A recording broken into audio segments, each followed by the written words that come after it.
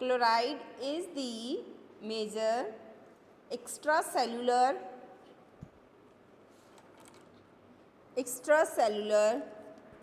anion anion क्यों बोल रहे हैं? Due to the presence of negative charge, क्योंकि आपने देखा होगा कि क्लोरीन पे हमेशा क्या होता है, नेगेटिव चार्ज होता है बेटा। Extra cellular anion of both interstitial INTERST।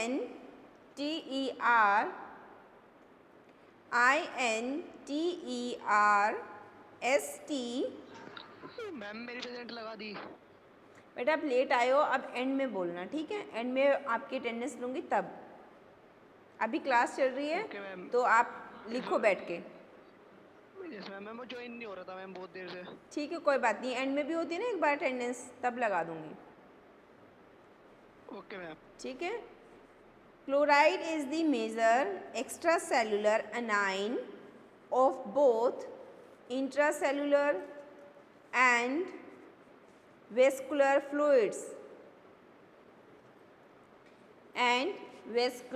Fluids compartment. ठीक है, क्या कहने की कोशिश कर रहे हैं ये कि जो क्लोराइड आयन होता है आपका बेटा, ठीक है, वो कहाँ पे होता है? एक्स्ट्रा सेलुलर मीन्स सेल्स के बाहर प्रेजेंट होता है आपकी बॉडी में, और वेस्कुलर फ्लूइड में भी प्रेजेंट होता है। वेस्कुलर फ्लूइड मीन्स आपके जो ब्लड वेसल्स में फ्लूइड होता है, ठीक है, उन कंपार्टमेंट्स में ये प्रेजेंट होता है। सेकेंड लाइन में लिखो, it maintain proper hydration। It maintain proper hydration means dehydrate नहीं होने देता, आपकी बॉडी में पानी ख़त्म नहीं होने देता ये। It maintains proper hydration comma osmotic pressure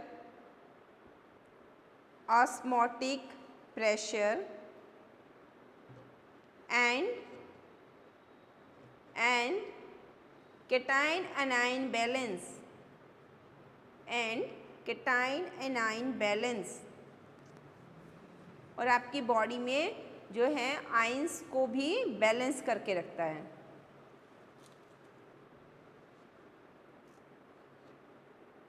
next नीचे लिखो, हाइपोक्लोरेमिया, HYPO, क्लोरेमिया CHLOREMIA,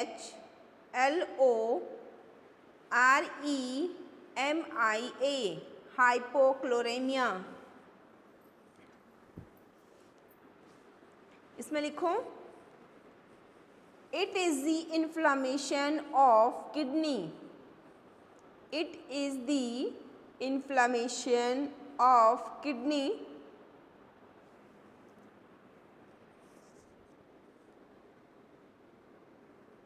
ठीक है।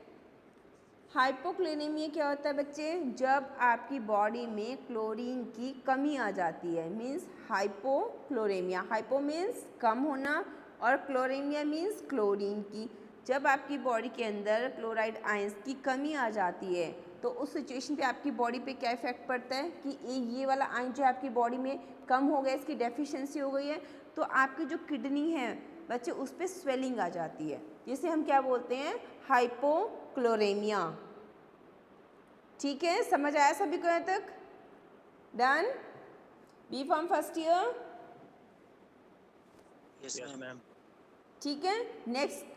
नेक्स्ट आपका आयन है सल्फेट। सल्फेट की हेडिंग डालो, SULPHATE, sulphate.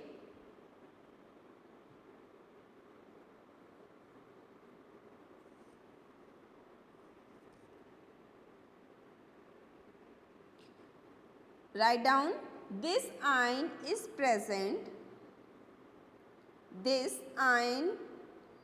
present in very small quantities. This ion is present in very small quantities means ये ion हमारी बॉडी में बहुत ही कम मात्रा में पाया जाता है। ठीक है, कहाँ कहाँ पे लिखो, in plasma and interstitial fluids means cell के अंदर जो फ्लूइड होता है उसमें interstitial fluid. Full stop. The main dietary sources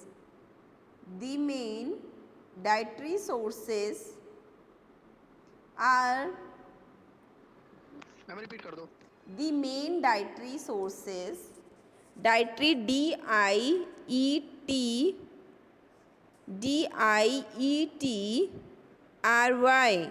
dietary sources are animals, हमें ये animals से मिलता है, and plants proteins, प्लांट से जो प्रोटीन्स पाई जाती हैं उसमें सल्फेट बहुत अच्छी मात्रा में प्रेजेंट होता है। And plant proteins having sulphur containing amino acids. ठीक है बच्चे, एनिमल्स से और प्लांट से हमें जो क्या मिलते हैं, प्रोटीन्स मिलते हैं। उनमें उन प्रोटीन्स में जो सल्फ़र प्रेजेंट होता है वो किसकी फॉर्म में होता है, अमाइनो एसिड्स की फॉर्म में।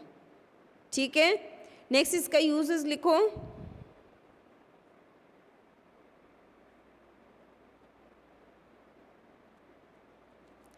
यूज की हेडिंग डाली, राइट डाउन थायो ग्रुप को ब्रैकेट में लिख लेना SH इसे हम थायो ग्रुप बुलाते हैं। ठीक है, थायो ग्रुप कहते हैं इसे। SHN के थायो ग्रुप कंटेनिंग ऑर्गेनिक कंपाउंड्स, थायो group containing organic compounds used in tissue respiration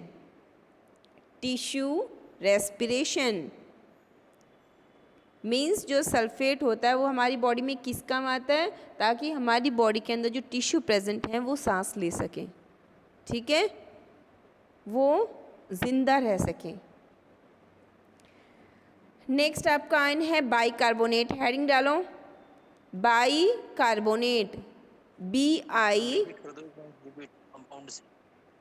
थायो groups containing compounds using in tissue respiration.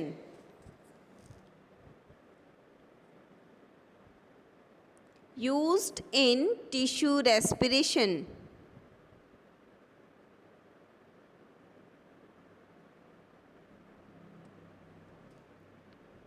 Done. Next compound है आपका bicarbonate.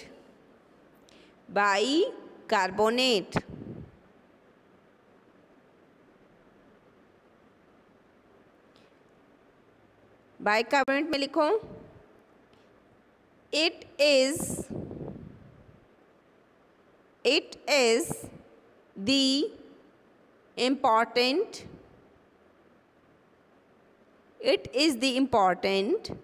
buffer and used in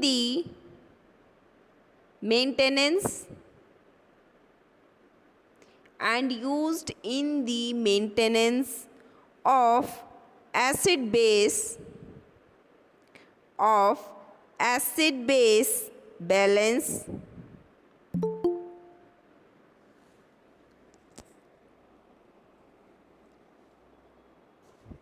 Lack of the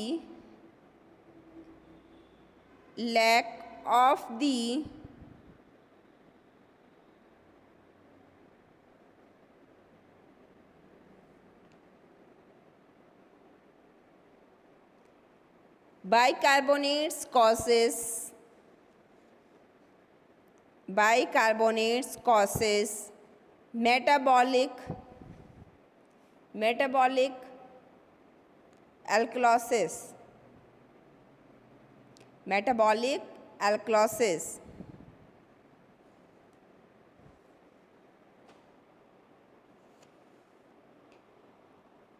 कहाँ पे use होता है बेटा bicarbonates? It is used और it is important buffer, ये बफर की तरह यूज़ होता है, ठीक है। क्यों? ताकि आपकी बॉडी के अंदर जो एसिड्स बेस का बैलेंस है वो मेंटेन रहे। फिर उसके बाद उन्होंने कहा है कि अगर इसकी कमी आ जाती है हमारी बॉडी के अंदर क्या हो जाता है मेटाबॉलिक एल्कलोसिस। एल्कलोसिस मीन्स फिर से वहाँ पे क्या होता है पीएच जो होता है वो इम्बैलेंस हो जाता है, जिसे हम क्या बोलते हैं मेटाबॉलिक एल्कलोसिस। तो उसे प्रॉपर मेंटेन रखने के लिए bicarbonates are very essential for our body, ठीक है। नेक्स्ट हेडिंग डालो phosphate. Phosphate almost 4 to 5 almost 4 to 5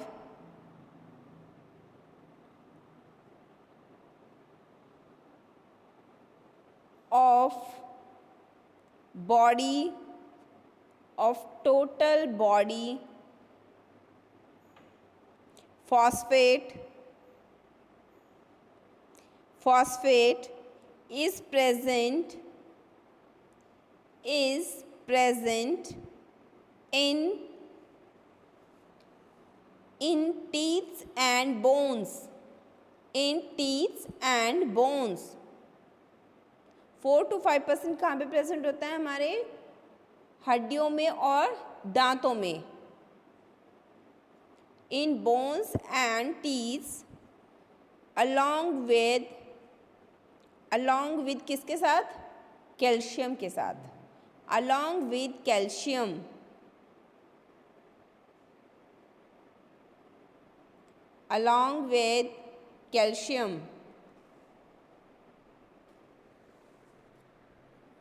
done. Pranav Singh yes ma'am. लिख लिया बच्चे? Yes ma'am. डेफिशिएंसी में लिखो। डेफिशिएंसी फर्स्ट पॉइंट में लिखो ऑस्टियोमलेशिया। OSTOMALECIA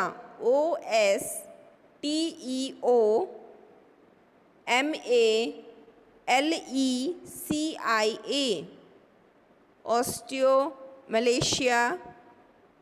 सेकेंड पॉइंट लिखो renal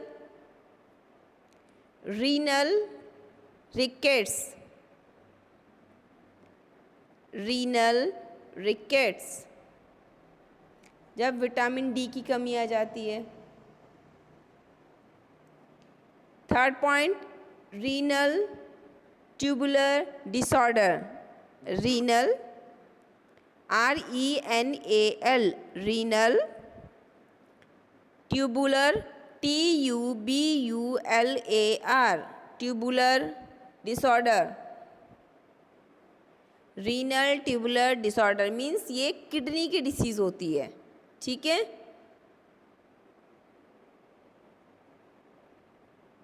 done. B pharm first year. Next अपने सिलेबस में से देख के हेडिंग डालो नेक्स्ट टॉपिक की। Electrolytes used in replacement therapy. Electrolytes used in replacement therapy.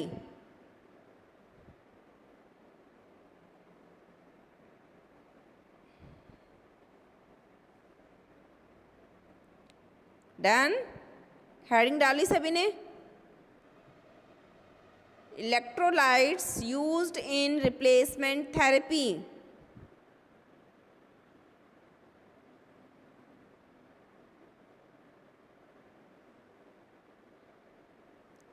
Munir Alam,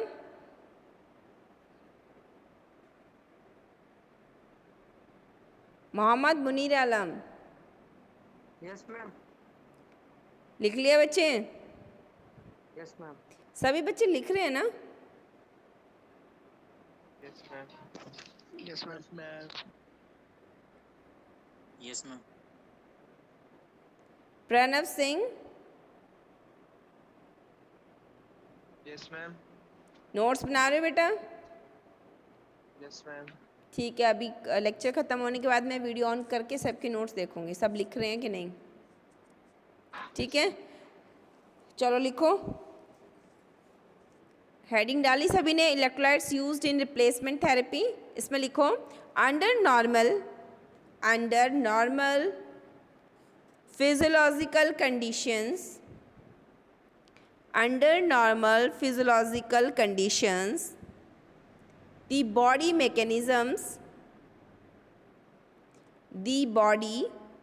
mechanisms are able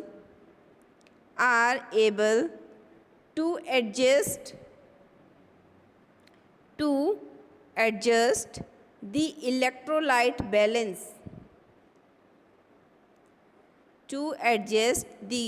electrolyte balance, and no replacement becomes necessary, and no replacement becomes necessary। Means in line का meaning क्या है कि अगर normal conditions हैं, ठीक है, जैसे कि आप नॉर्मली डेली लाइफ में ग्लूकोज वगैरह पीते रहते हो, ठीक है, आपकी बॉडी के अंदर जूस पीते हो, ठीक है, तो उन कंडीशंस में आपकी बॉडी के अंदर आयंस की कमी रहती ही नहीं है। आप प्रॉपर फ्रूट्स खा रहे हो, जूस पी रहे हो, ग्लूकोज ले रहे हो, नींबू पानी पी रहे हो, तो उन कंडीशंस में क्या होती है, प्रॉपर डाइट ले रहे हो, तो आपकी बॉडी के अंदर आयंस की कमी आती ही नहीं है। तो आपकी बॉडी के अंदर जो मैकेनिज़म्स हैं प्रॉपर फंक्शन करते रहते हैं, तो आपको वहाँ पे रिप्लेसमेंट थेरेपी की ज़रूरत पड़ती ही नहीं है। अगर कोई पेशेंट बहुत ज़्यादा बीमार है, बहुत ज़्यादा लंबे टाइम से बीमार है, ठीक है, उसको वॉमिट होती रहती है अगर वो खाना खाता है, या फिर उसको कॉन्टीन्यूसली डायरिया हो रहा है, ठीक है, या उसे बहुत ज़्यादा स्वेयर कंडीशन में बहुत फीवर है, वो इतना एबल नहीं है कि कुछ खाना खा सके, और उसकी बॉडी में इतनी इम्यूनिटी नहीं है कि उसे डाइजेस्ट कर सके, तो उन कंडीशंस में हमें रिप्लेसमेंट थेरेपी की बहुत ज़रूरत पड़ती है। ठीक है, तो उन सिचुएशंस में पेशेंट को रिप्लेसमेंट थेरेपी दी जाती है ताकि उसकी बॉडी के अंदर जल्दी से जल्दी जिन आयंस की कमी आई है उनको हम पूरा कर सकें। क्लियर है बी फ्रॉम फर्स्ट ईयर? समझ आया बच्चे? Electrolytes used in replacement therapy. लिखो सेकेंड लाइन में, लिखो इन केस ऑफ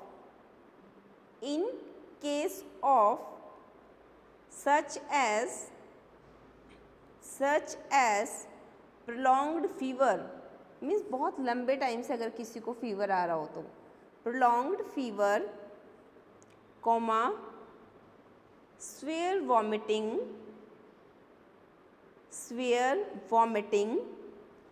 और रिपीट कर दो।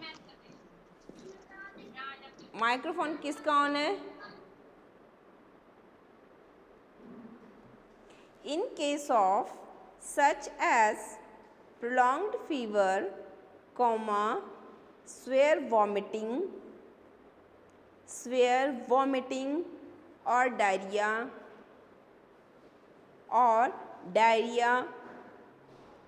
there occurs heavy loss of water. There occurs heavy loss of water and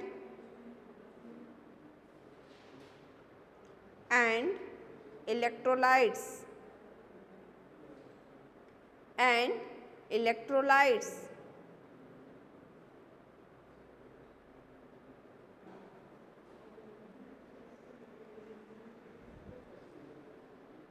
नीचे लाइन में लिखो, there are two types of solutions, there are two types of solutions of the electrolytes used in replacement therapy,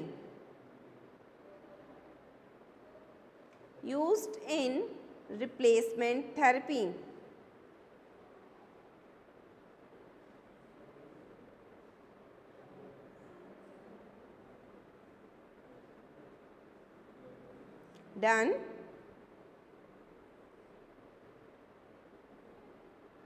yes ma'am. ठीक है बच्चे, आपने कभी ORS का packet देखा है कभी उसके बैक वाली साइड से? Yes ma'am. बैक वाली साइड से देखा है कभी? वहाँ पे क्या क्या होता है, सॉल्ट्स होते हैं, ठीक है, और प्रॉपर उनकी कंसंट्रेशन भी मेंशन होती है। अगर किसी ने नहीं देखा है तो फिर से ध्यान से देखना, क्योंकि जो ORS का घोल होता है वो आपकी रिप्लेसमेंट थेरेपी में ही काम आता है, ठीक है। ORS, ठीक है, ORS की फुल फॉर्म क्या होती है? ओरल रिहाइड्रेशन सॉल्यूशन, ठीक है। वो आपकी बॉडी के अंदर या फिर, हाँ जी बच्चे क्या कह रहे हो? मैम 10 रुपए का आता है। हाँ बच्चे, जितने का भी आता है, लेकिन that is also known as electrolyte solution and that is use. हाँ जी ma'am, replacement therapy ma'am means क्या होता है मैम इसका? मैम रिप्लेसमेंट थेरेपी का मतलब ये होता है जिन आइंस की आपकी बॉडी के अंदर कमी आ गई है ना, उनको आप बाहर वाली डाइट से उनको कंप्लीट करते हो, तो उसको बोल रहे हो कि आपने रिप्लेस कर दिया, ठीक है। रिप्लेस करना तो मैम हटाना होता है एक तरह से, मैम रिप्लेस कर दिया उस जगह को। हाँ, तो जो नेचुरली आपकी बॉडी में जिसकी कमी आ गई, वहाँ पे आप आर्टिफिशियली दे रहे हो ना उसको, पेशेंट को, ठीक है, उसकी कमी को पूरा कर रहे हो ना, तो रिप्लेस ही तो हो गया। जैसे आप अपनी बॉडी में जो भी आयंस लेते हो, अपने फ्रूट से, जूस से लेते हो, आप उसे यूज़ कर लेते हो, आपकी बॉडी उसे यूटिलाइज कर लेती है, और बदले में आपको इम्यूनिटी प्रोवाइड करती है, एनर्जी प्रोवाइड करती है, ठीक है। फिर आप नेक्स्ट डे डाइट लेते हो, तो फिर नेक्स्ट उसे यूज़ करते हो, तो वो रिप्लेसमेंट ही तो चल रहा है बच्चे। वहीं अब मैं ये बता रही हूँ कि कई बार क्या होता है कि बहुत ज़्यादा डेफिशिएंसी आ जाती है पेशेंट्स के केस में।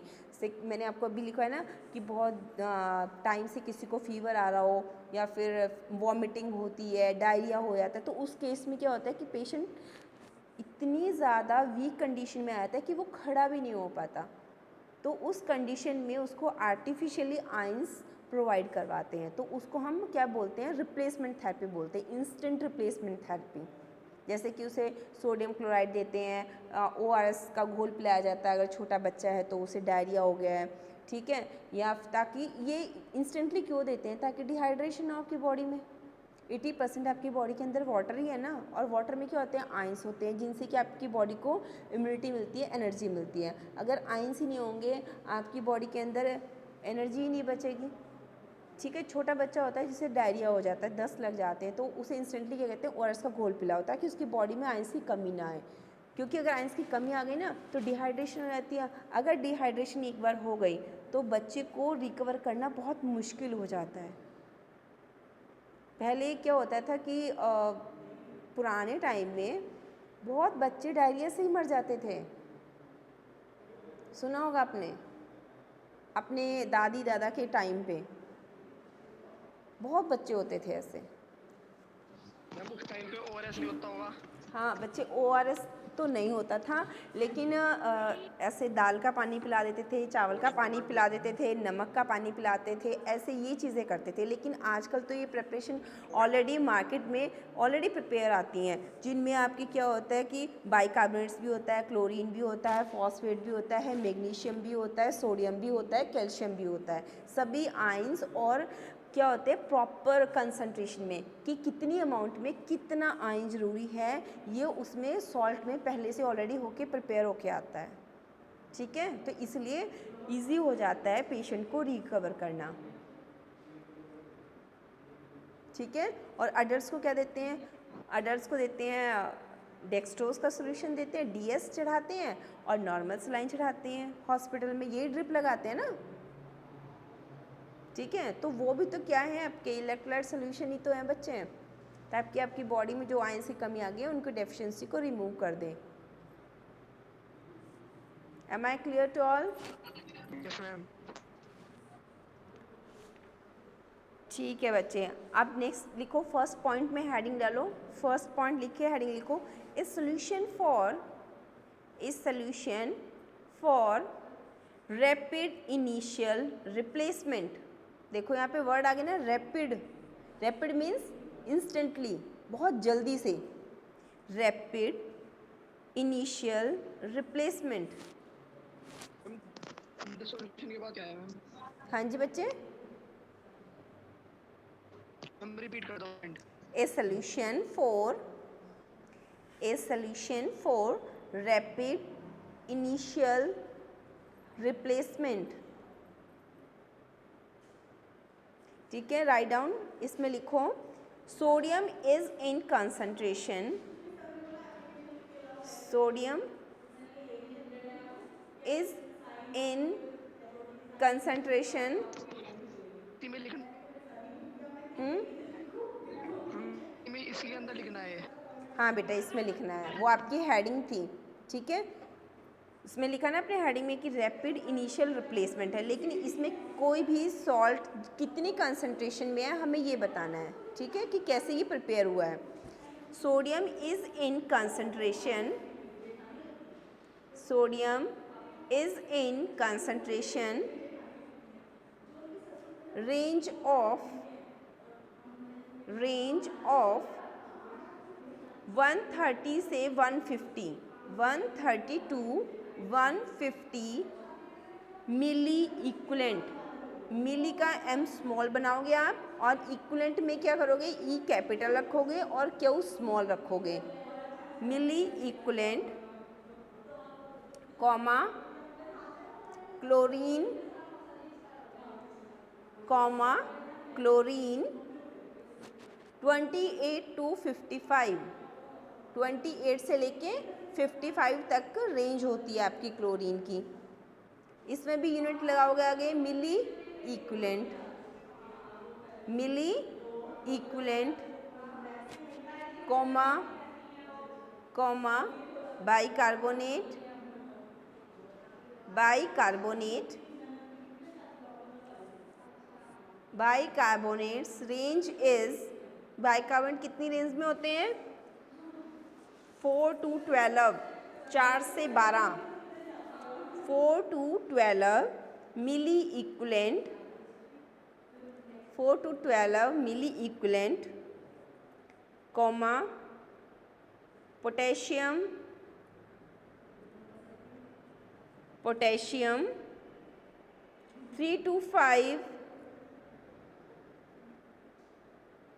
3 to 5 milli equivalent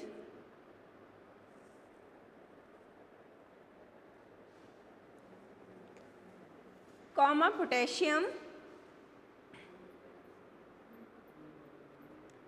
comma potassium is in the range of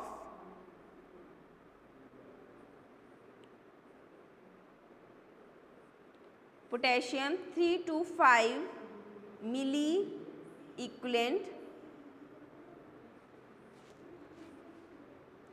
and magnesium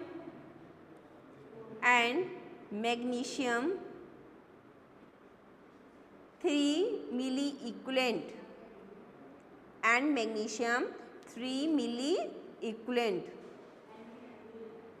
तो देखा आपने कि जो एकदम से जो रैपिडली इनिशियल रिप्लेसमेंट जो है सोल्यूशन आप प्रिपेयर कर रहे हो, ठीक है, उसमें सोडियम कितना है 130 से 150 मिली इक्विवेलेंट, फिर उसके बाद chlorine 28 to 55, bicarbonate 4 to 12, potassium 3 to 5 and magnesium, कितना है बच्चे क्लोरीन है 28 से 55, 28 से 55, 28 to 55 मिली इक्विवेलेंट,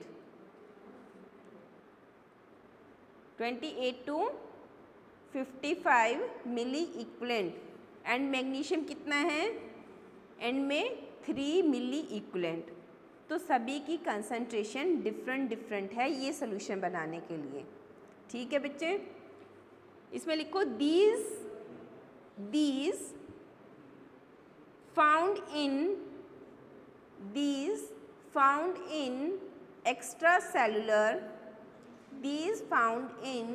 extracellular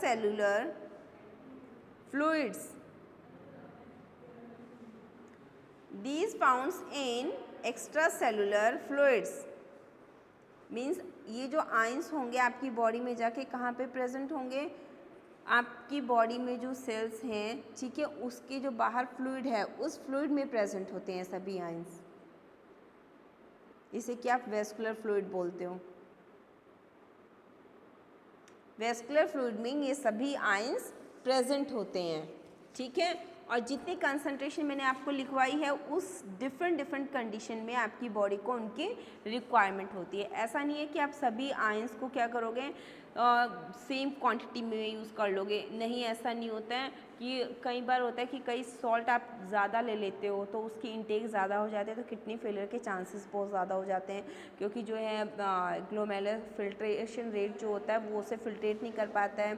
ठीक है, तो वो एज इट इज़ क्या होता है थ्रू यूरिन आपकी बॉडी से एक्सक्रीट होना शुरू हो जाता है, क्योंकि आपकी बॉडी जो है उसे इंटेक ही नहीं कर पाती, उसकी कंजप्शन नहीं कर पाती है। तो उस चांसेस में क्या होता है किडनी फेलियर के चांसेस ज़्यादा होते हैं। इसलिए यहाँ पे जो डिफरेंट सॉल्ट्स हैं वो डिफरेंट कंसंट्रेशन में दिए गए हैं कि जो इनिशियल रैपिड सॉल्यूशन है वो कैसे बनाया जाएगा। कोई भी जो आयन है, इससे मैग्नीशियम की डिफरेंट कंसंट्रेशन है, बाइकार्बोनेट की डिफरेंट है, क्लोरीन की डिफरेंट है, मैग्नीशियम की अलग है और फॉस्फेट की अलग है और सोडियम की अलग है। तो सभी की अलग अलग कंसंट्रेशन होती है। ऐसे ही आप जब ORS का पाउच देखते हो तो उस पर उसकी बैक साइड देखना, उसमें जो सॉल्ट्स होंगे वो डिफरेंट कंसंट्रेशन में होंगे, लेकिन उसकी जो यूनिट्स होंगी वो यही यूनिट होंगी मिली इक्विवेलेंट पर मोल। ठीक है, या पर लीटर हो सकता है। ठीक है बच्चे, B pharm first year clear है, सभी को समझ आ रहा है। Yes ma'am. ठीक है बच्चे, फर्स्ट पॉइंट में लिखो यहाँ पे a solution for subsequent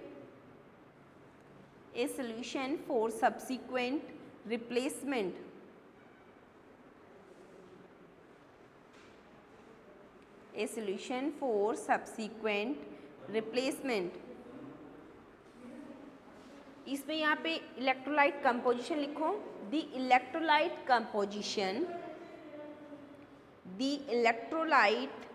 composition of such solution of, second type है। हाँ जी बच्ची, ये सेकेंड टाइप है। Of such solution, the electrolyte composition of such solution is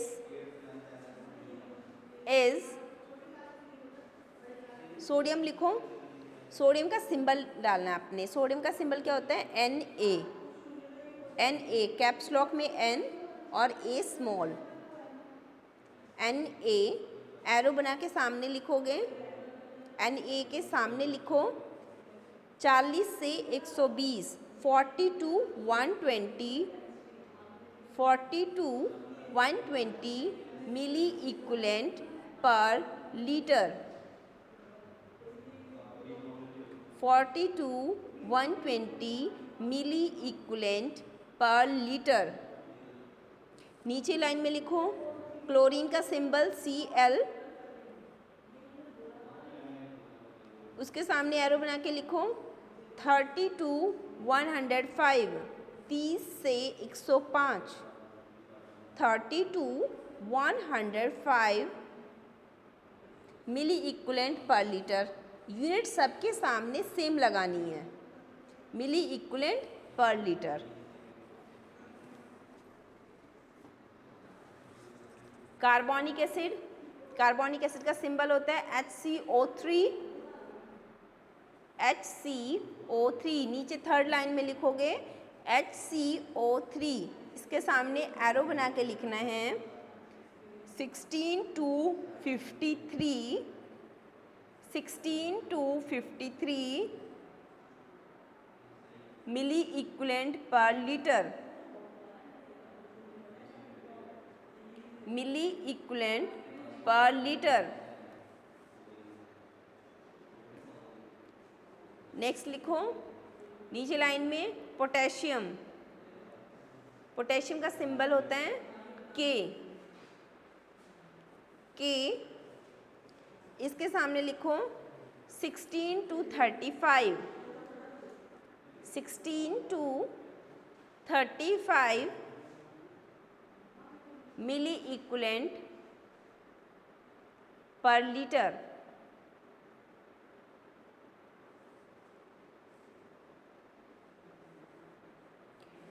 next नीचे लाइन में लिखो calcium, calcium 10 to 15, 10 to 15 milli equivalent पर लीटर।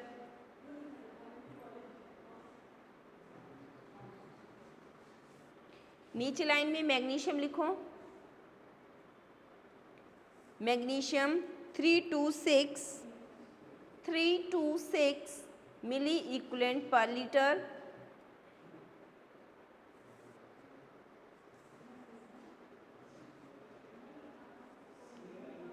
नेक्स्ट फॉस्फोरस,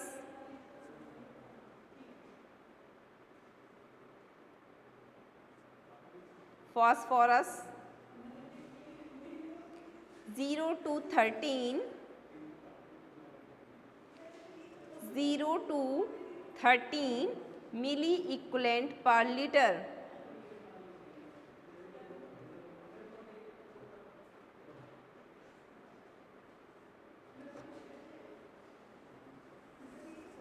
कहाँ तक लिखा बच्चे?